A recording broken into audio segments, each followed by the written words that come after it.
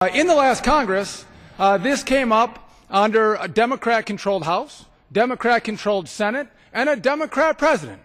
They voted for a 2-year payroll freeze for federal employees.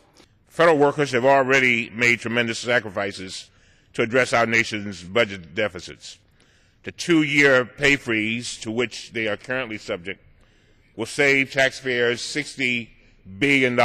And so now today, I brought a bill to the floor to extend the pay freeze for 1 more year. And my bill is the exact same bill as the Democrats' bill from 2 years ago.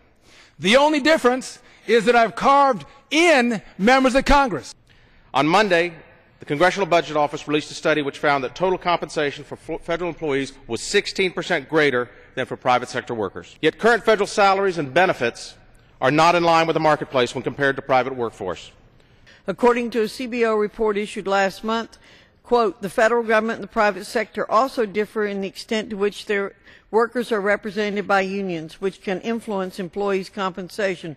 About 21% of federal workers are members of unions compared with only 8% of private sector workers, end quote. As a result, the federal government pays comparatively higher compensation and provides more generous benefits and job security than private employers. I would also point out in the CBO study on page 10 and 11 that total compensation is actually more more askew for the lower educated people. People that are earning high school diplomas or less are getting a 36% more than they would in the private sector. Well, I think you should start to use the term fairness today. There should be parity between the private sector and the public sector. This is not an attack on our federal workforce. Be grateful that you have a job. Federal workers, Madam Speaker, are literally the backbone of our government. They support our troops on the battlefield and take care of our veterans when they return home. They protect our borders, safeguard our food supply, ensure that seniors receive their Social Security checks, and hunt down terrorists like Osama bin Laden.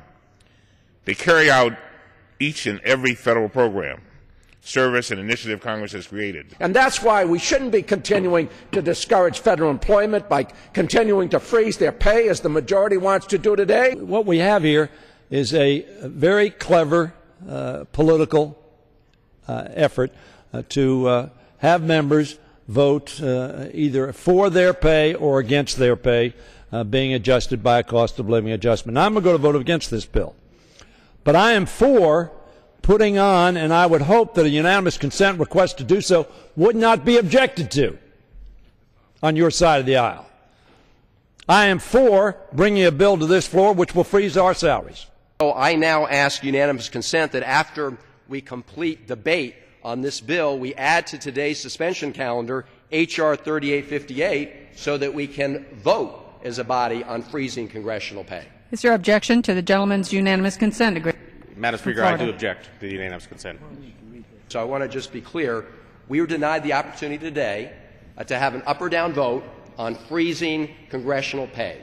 And the refusal to allow us to do that demonstrates that what we're really seeing is an effort to use congressional pay as a political weapon to punish all federal employees, to prevent any COLAs, cost of living adjustments, for federal employees. Otherwise, we'd be able to bring up that bill separately.